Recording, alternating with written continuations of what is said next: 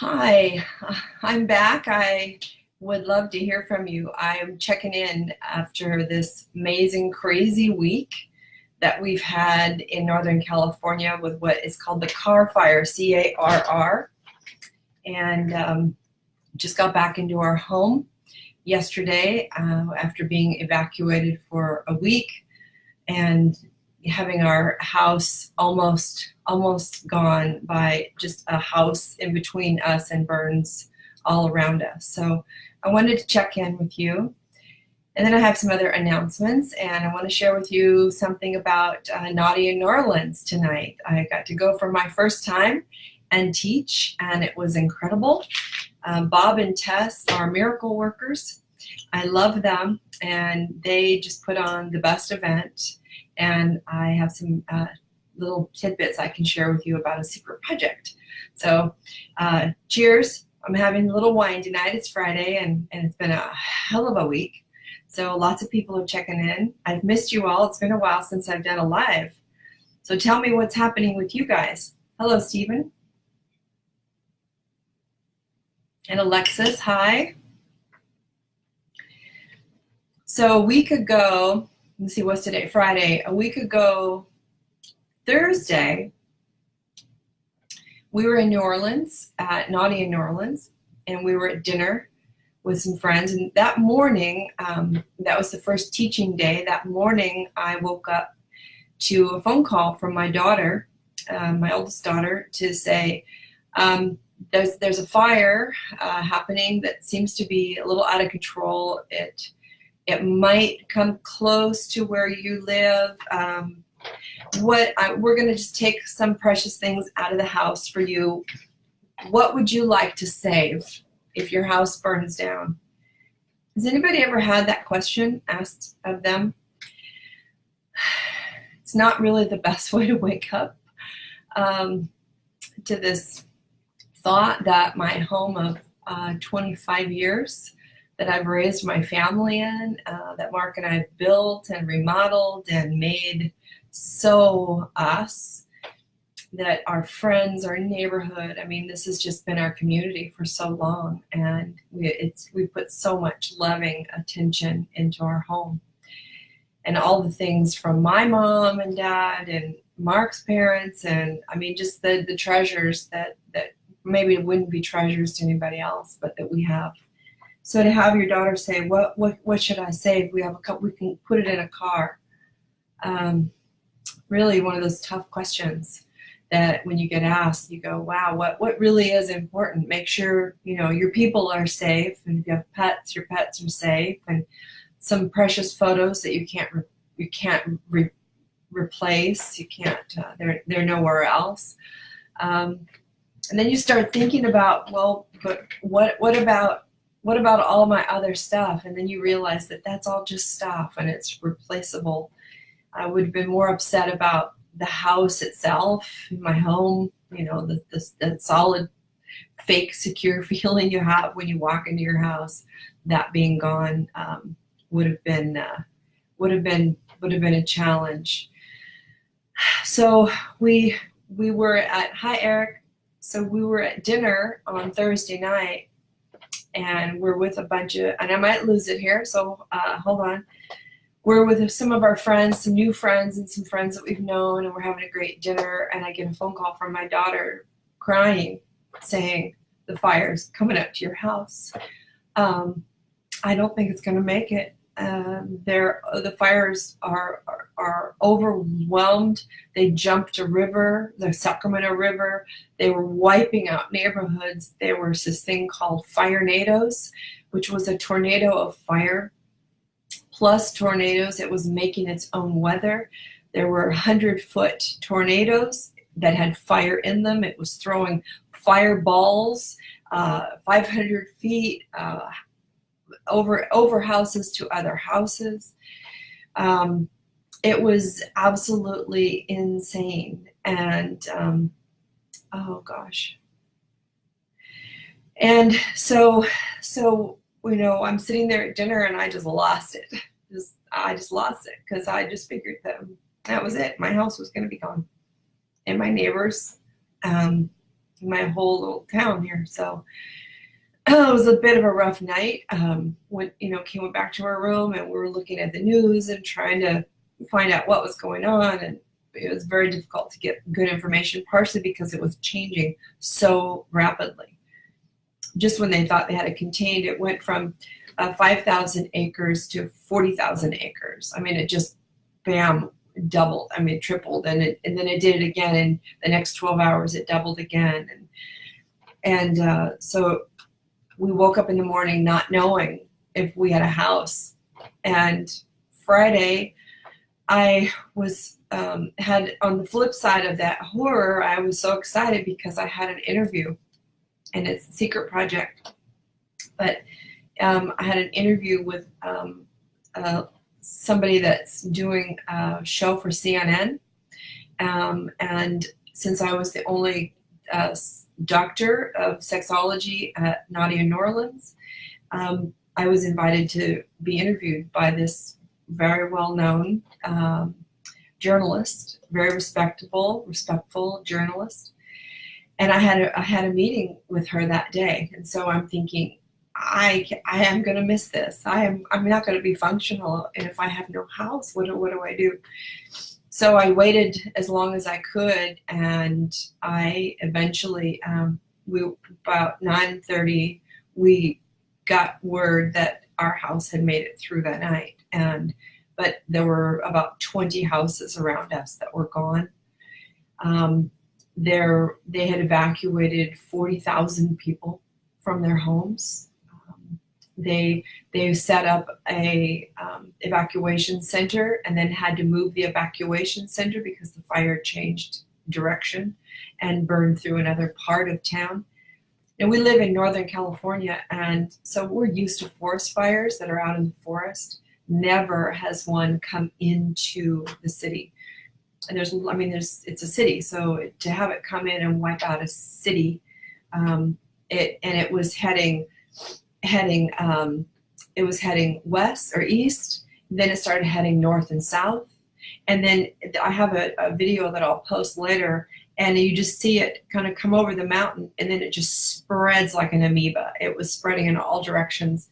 They brought in firefighters from all over the country. In fact, right now they just brought in a bunch from Australia, because we are just, they're working 24/7 on these fires, and it's right now I think it was 125,000 acres. Over 1,000 houses have been lost, just flattened. Not to mention, I think they're up to 6 lives, which seems, anything is bad, but it seems like in the nature of all of this that they did a pretty good job of getting people out, because there was no time. Once that fire went into the canyon of the river and started up into the neighborhoods, there was no time. I mean, people had to get out maybe they had 10 minutes. So that's been my week. And then every day we've been waiting to hear, what's going on, where are the fires, because there were so many spot fires and houses that had burned that were still smoldering, and then gas tanks and propane tanks blowing up, and I mean it's just been a shit show. So we just got I know, thank you, Kristen. It's then you think about, okay, now that all the unforeseen consequences, like all the animals that people can't take care of because they're evacuated. So they had to create a makeshift animal rescue where they have over 1,000 animals in cages trying to be taken care of. We're going to be going down next week and helping out there. They need funds, they need food. There's all kinds of things that you realize that these are things you didn't know, you just couldn't look for. All these houses that are gone, all the people, now they have to find other homes. We've got some shysters that are gouging people, raising their rates, doubling their rents because there's so few houses available. It's amazing when things like this happen that are so horrific. and you get a chance to see character. What kind of human beings are we surrounded by? And the people that come forward, I've been blown away by how loving most people are. Just today, we got back in our home yesterday and doing the cleanup. The ash is thick. It's like somebody dumped barbecues of ashes and soot all over the house, all over the yard, all over everything. So we're cleaning, but people coming by every day, several people, what can we do to help? What can we give you? That kind of humanity, it's encouraging to see what people will do when they're asked, and when they need to step up. A lot of love. So that's reassuring, and boy, does it make you appreciate what you have. And I came home and I was very emotional and kissed my house and my husband and my family and my daughter for saving the precious things that she did choose to save. And that had to be hard for my kids to be here, trying to think for me, and then to worry about me being off working and trying to be functional, the special things that I had going, knowing that I was worried about what was happening at home. So it's been a hell of a week. So a glass of wine on Friday sounds like a good idea. How are you all? What's up? What's new in your world? Everybody safe and happy and loving each other, I hope. So this secret project that I have going, it's going to be very exciting, and it's all about intimacy. Naughty in New Orleans, if you haven't been or heard of it, it's a lifestyle convention. This year, I think there were about 12 to 1,400 couples. So 2,500 people pretty much showed up in the French Quarter. Took over 3 different hotels, and they had some people doing seminars like myself. I did 5 different seminars throughout the week, and what a lot of people think that the lifestyle is all about swinging, and cheers, Kristen, and being a swinger, and they do use that term interchangeably. A lot of times they use the word swinger in the lifestyle or swingy lifestyle. But the person that was there doing the documentary, when I got my hands on her, give you a little hint, it's a her, I was able to really express the breadth of descriptions of couples and people that are in the lifestyle. And she was shocked to learn that not everybody that was at Naughty in New Orleans is a swinger, and that not everybody is there to have sex with other people, and that many couples come into the lifestyle to expand their own relationship and to deepen their intimacy and to become hotter for each other and to spice up their marriage and to feel free and sexy and to turn the clock back a little bit for their relationship. And she was really shocked to hear that. And so a lot of my work, all right, Lawrence, well, toast to your beer. And Kim, let me just pause that for a second. So thank you. Yep, there is always good, that's right. So I was able to really express what this lifestyle is about. And so many people that come to Naughty in New Orleans, I would encourage any couple who wants a little spice and who is looking for information about how to make their marriage better, how to get a higher quality of fun. A lot of people go to a marriage counselor because they're having marital problems. The lifestyle isn't necessarily the place to go to solve your problems, although there are people like me that will counsel people about their problems. But really the lifestyle is for people that have a good marriage, they're happy, but they just feel like they both want a little more. They want a little more excitement. They want a little more spice. They want to learn maybe how to communicate more easily with each other. They want to learn how to have better sex with each other. Maybe they want to learn about having sex with other people and how to make that okay, how to be consensually non-monogamous. That might be part of it, but that's actually, those are less than just couples that want to have more spice.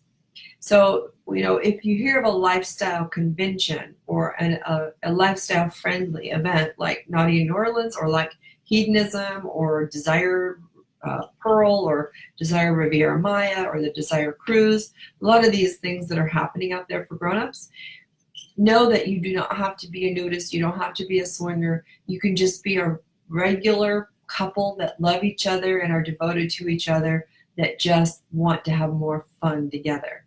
And so that was what I was able to reveal and relay to her. So I hope that comes out. So that being said, one of the things that they had asked me if they could film was my intimate design play shop. And it's about designing your own intimate relationship. So that I believe we all have designer relationships, like we have designer lives. And each couple has to negotiate and determine what the design of their relationship is going to be like. And oftentimes people think that they've defaulted to normal relationship or monogamous or non-monogamous, but they've never even defined what those words mean to them individually or agreed upon a definition as a couple. So that's part of what I do.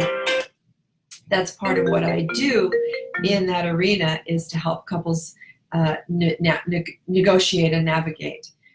But more importantly, what I help couples do is to reconnect and to get into that space where they can be truthful and free and feel heard and feel honest and connect the mind, connect the heart, connect the spirit, and connect the love. And once you do that and you remember why you're there in this lifestyle setting, why you have your family, what it's all about, you come back to the core, which is the relationship. And nothing else matters when that starts to blow apart. And so I think when we can connect to that and we can remember that, we can make magic happen. And the couples that I see who've been together a long time and who are more madly in love than they were last year, than they were 20 years ago or 40 years ago, I've met more couples in this lifestyle who are just crazy in love with each other after many, many years, much more so than couples that I may know in the vanilla world who just get by, who have, they'll say, oh, we have a good marriage, but there's no, oh my God, we have a great marriage. We are so crazy in love. And you can just feel the love with each other, the way they look at each other, the way they talk about each other. It's pretty phenomenal. And when you see that up close and personal, and then you begin to experience it, you realize how so often we settle for less than what we desire.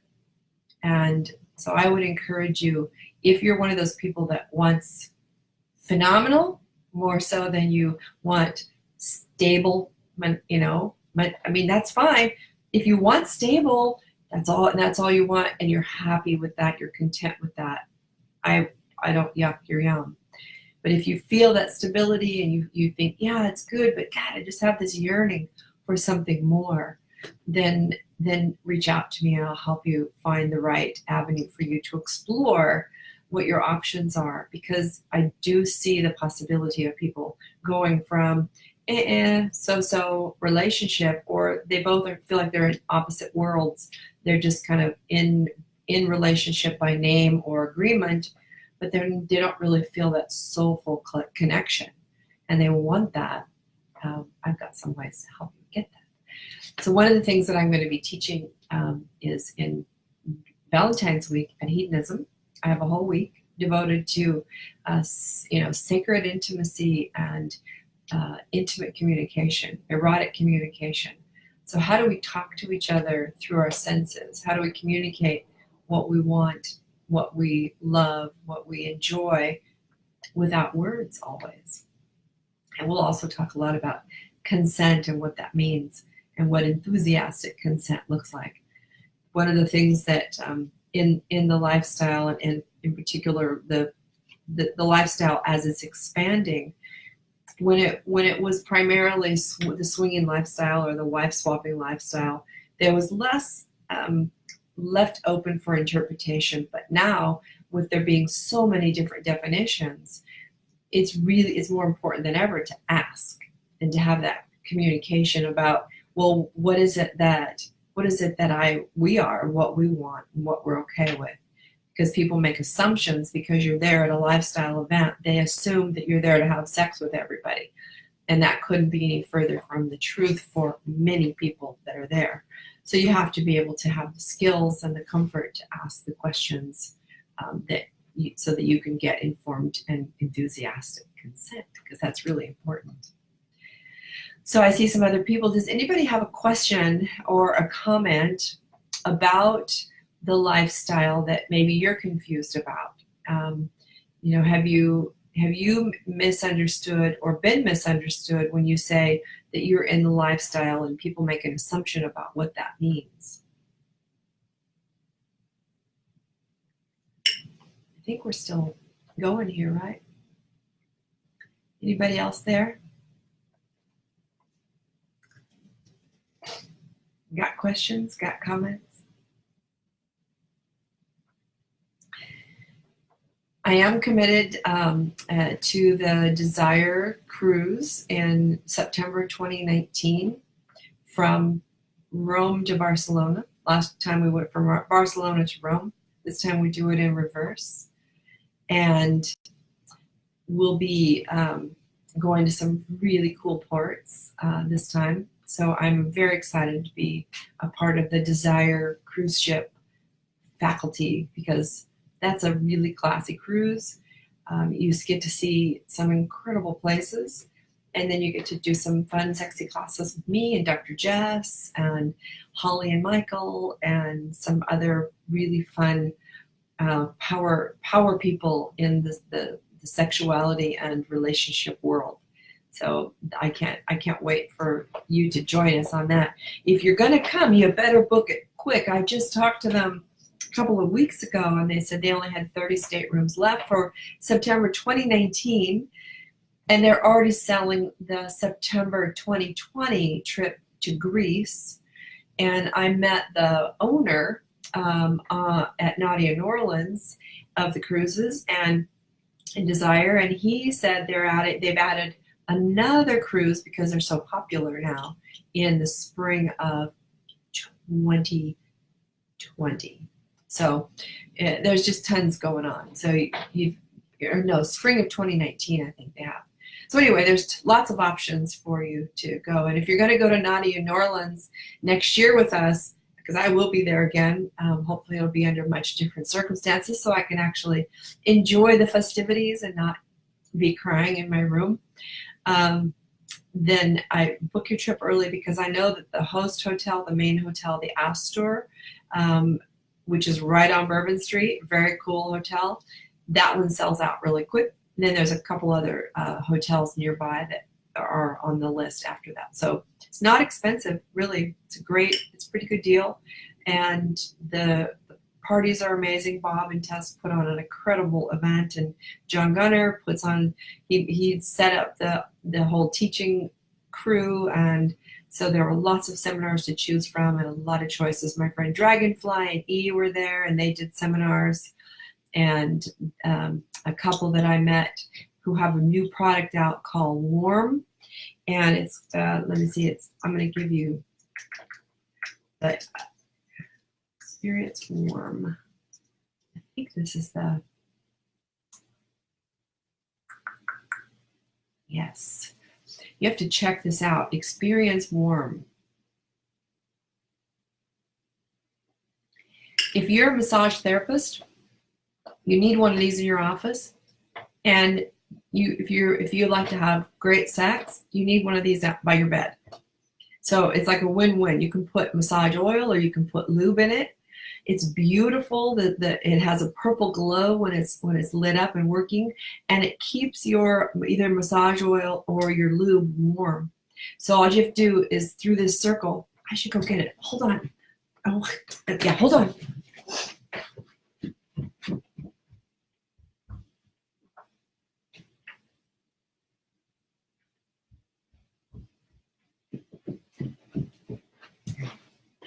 Okay, I'm back. So this is it, and you can see it's purple on the inside, and that lights up. And there's a little dispenser here at the top. So all you would do is just put your hand through, and it puts some lube or oil in your hand. You don't have to touch anything. You don't have to take your other hand away. You're not spilling anything. And it's very sexy and unobtrusive, and it can fit, just sit on your desk or your counter. Pretty cool. So that the company Experience Warm, and they're the coolest people. Very interesting, very devoted. They were there, and so I got to spend some time with them. In fact, they were part of the cleanup crew, cleaning me as a mess up that Thursday night at dinner as I was falling apart. Oh, what a week. So anyway, so let's see, we got that. What else is going on? Got some really cool blogs coming out. Well, my YouTube channel, if you haven't checked out my YouTube channel, let me pull up the link here. I don't know what's going on with my YouTube channel, but something a little crazy is going on with my YouTube channel. So I don't know what happened. So this is my YouTube channel. Let's see here. It's called The Sex Host. Oh, I thought that was different. All right, let me see if this works. Okay. Let's see if that works. No, that's not it. Let's get rid of that. Okay, so let's just go to YouTube. And I'll pull up the Sex Host channel. So I've got a couple different channels on there. One is my nearly naked yoga videos, and one is these live videos that I do, and some other edutainment things. All right, let's see if that works. So, a couple of years ago, YouTube changed all their rules about advertising. I was earning a few pennies on some of my videos, nothing to support myself on. Mostly I do it to demonstrate to women that you don't have to be a certain age or a certain size or a certain body configuration to feel empowered. And so I put out these videos. My husband films them, edits them, we put them out, and it's really about bringing my yoga. The Nearly Naked is about letting go of your ego, letting go of fear, letting go of shame, body shaming ourselves, and embracing who we are and why we're here, finding our authentic voice. So I put these out there. I'm scantily clad, but I'm covered. I do a respectful thing. I've got grandchildren, so I'm always using them as my gauge. So YouTube decides a couple of years ago that they're inappropriate for most advertisers, because I don't know why. Because I'm a sex doctor, so the word sex is in there.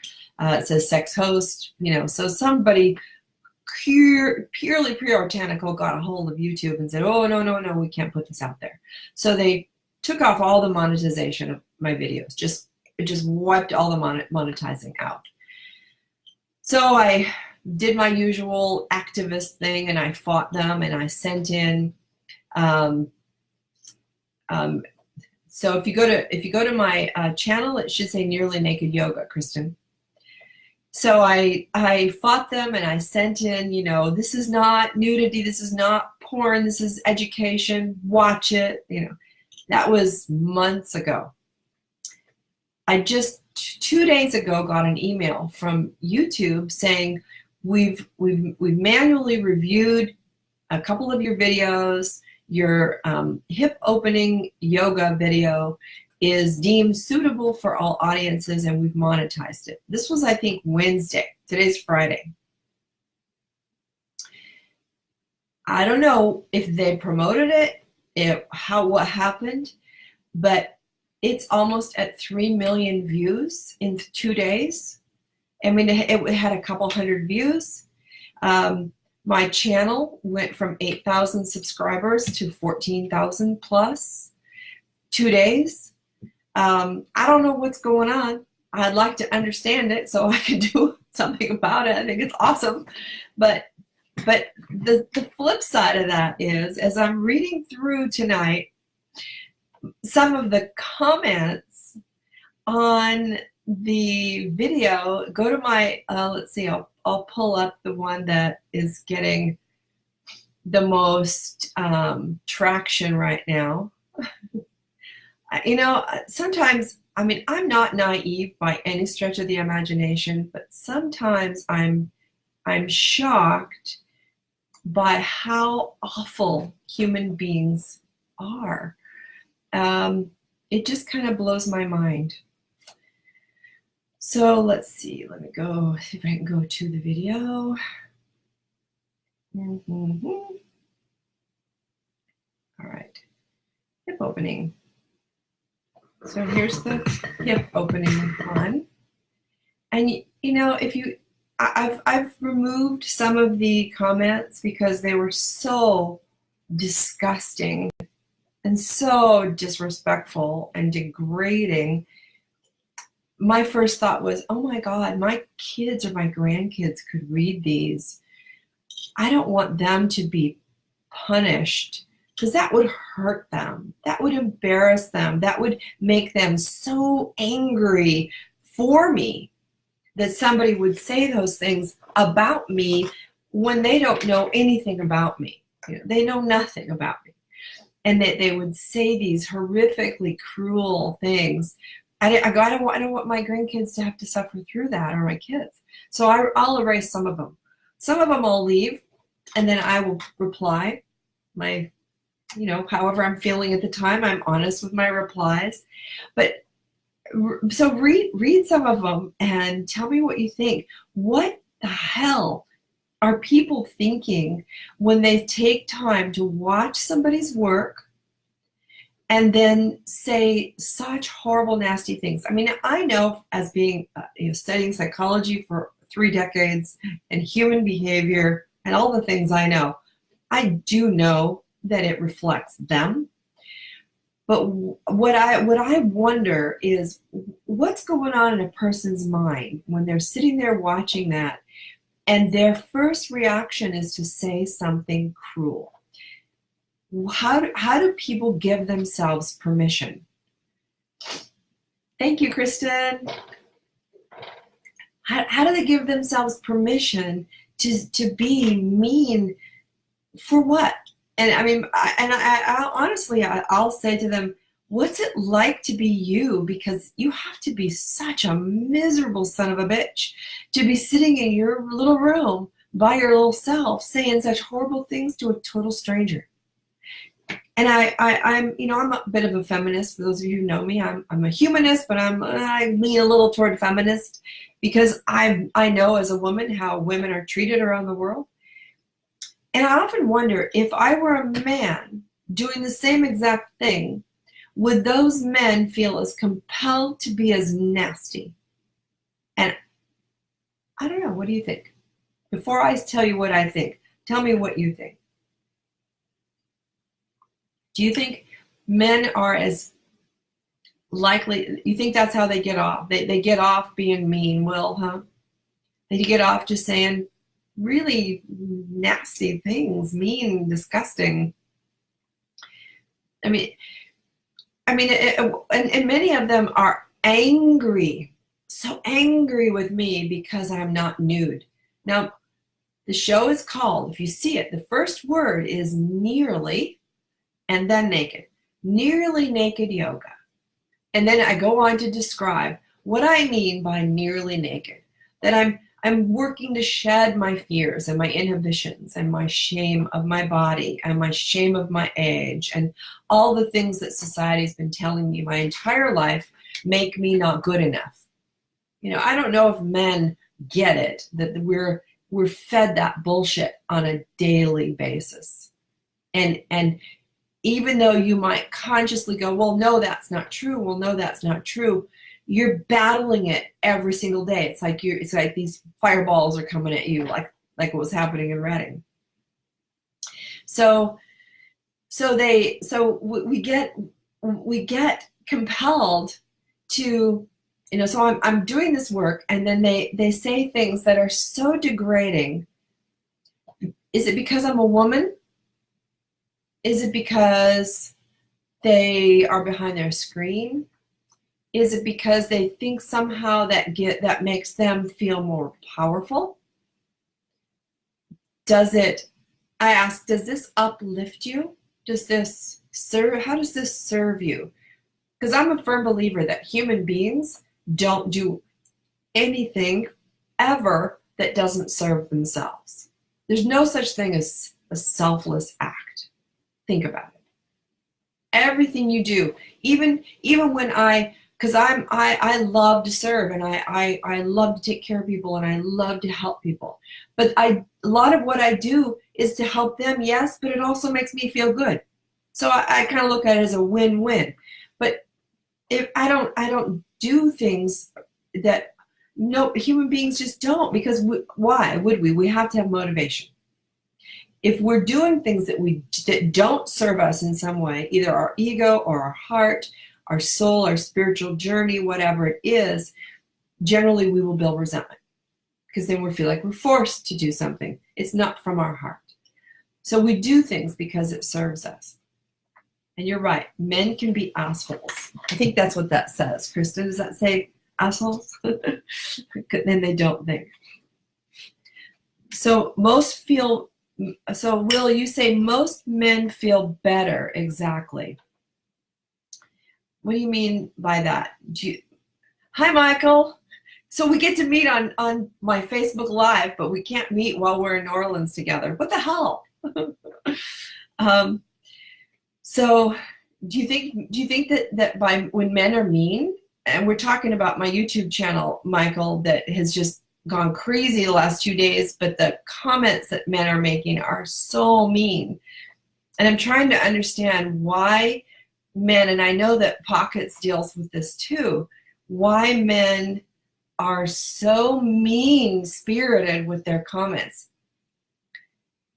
Not all, some, yeah, I know, some. It's always some. And I also know, because I live in the real world, that the majority of people, it was a great time, Michael. Sitting next to you having dinner is always a treat. We need more. How about in a couple of weeks in LA? So Michael, look at my YouTube channel. I posted it in the thing. I'll do it again here. I'll reply. So you're saying that men feel they get recognition by being mean? So negative recognition, or being blocked, or being told you're an asshole, that's what they want? Don't they want to be loved? I mean, most people realize that in order to be loved, they need to be loving. You're not going to get the positive recognition. So do people really enjoy negative recognition? Do they Is that getting them off? Help me understand, Will. You seem to have a handle on this. I really would like to know. Because maybe I can, if that's how they get off, then it really will let me off the hook, because I don't feel like then I have to teach them, because I'm not into playing that game. I'm not going to be, I'm not here to serve anybody's lower purpose. To me, that's a lower purpose. If you need to demean and disgust people in order to get your jollies, I'm the wrong girl to be having a conversation with. One must love themselves before they can receive. Yeah, that's true. I mean, I know they're miserable people. Recognition is recognition, I guess. But God dang it, you got to be a miserable son of a bitch to be spending your days wasting your precious life hours just being cruel to people. I know they're trolls. They're people that troll on Facebook and social media and YouTube just to be cruel to people. But I don't know. Maybe you can help me come up with the best response. And you're right, I am not a piece of meat. No, I'm a human being. And this was, let me see if I can find my response. Today I wrote, it's amazing to me how many people come out from under their rocks to say mean, disrespectful, and demeaning things to a complete stranger. 99% are boys, not men. Real men don't think this way. This is the sick and sad world we live in, where these boys think we women are here for them, that I'm doing this for them. The sense of entitlement that I somehow misled them because I'm not naked. They must be illiterate, apparently, since it does say nearly naked. But no, they don't see me as a human being, someone with a story, a full life. They don't see the countless people I've helped as a nurse, an educator, a doctor, to have their finest lives over 3 decades. They don't see how loved I am and how hard I love my family and my friends, my neighbors, and my planet. They don't see that I'm a fierce protector of anyone being mistreated, that I'm a fighter as well as a lover. They don't know that I have a wicked sense of humor. Nope, they don't, because they don't see me as a human. They see me as an object to be mistreated at their will, to be discarded by their tiny judgments. They think I care. I don't. What I do care about is the suffering of these people who live such small and insignificant lives.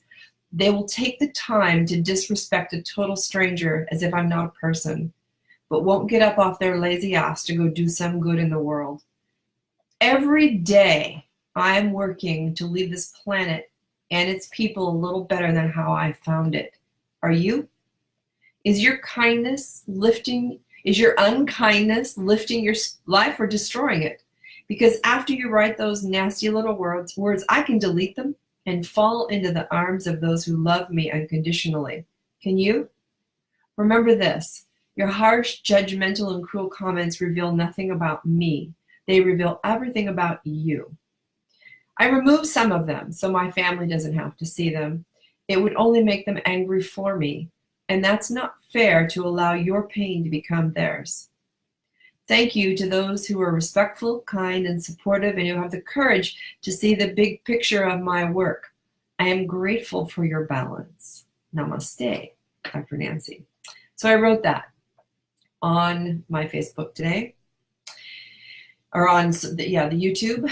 So, and why is that, Will? So Michael says, King, Lover, Warrior, and Magician is a wonderful book, and the authors share that there are 40 to 50-year-old boys running around in men's bodies. Sadly, society has lost many rituals that assist males maturing from boys to men. Oh my God, that's so true. Michael, did you see the video I posted on my page that about the men's talk that was filmed? You'll love it. You'll love it. And in fact, I'm going to challenge you to create your own, to find a group of 5 or 6 men that you trust and love, and maybe E would be one of them, maybe Mark, that men that are that are really working hard to figure out how to be a better man in this new world. It would be really cool, and I would want to film it, because I'd want to be there just to hear all that yumminess that you guys would say.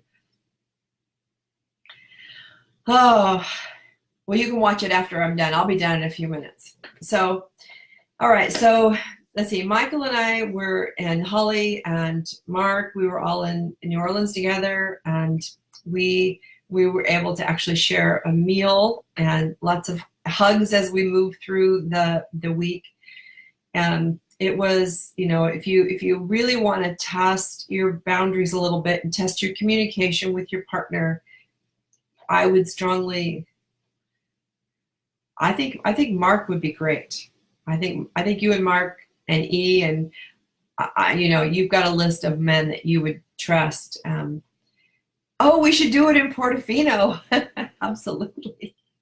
We get to go there again. I'm so excited. More wine. That will be really cool. So we need to, so you need to check out Naughty in New Orleans for next year. Book it early, because like I said, these things fill up. And then Michael and Holly, or Michael, the Pockets, will be on the cruise with Mark and I in September 2019. So jump in there and see. Let's see if I'll find you a link here so you can check it out, so you can come with us and see the world. Oh my gosh. It is so, if you haven't been to Europe, this year I went for my first time, and wow, was I blown away. I definitely am going back, and I want to spend a lot more time.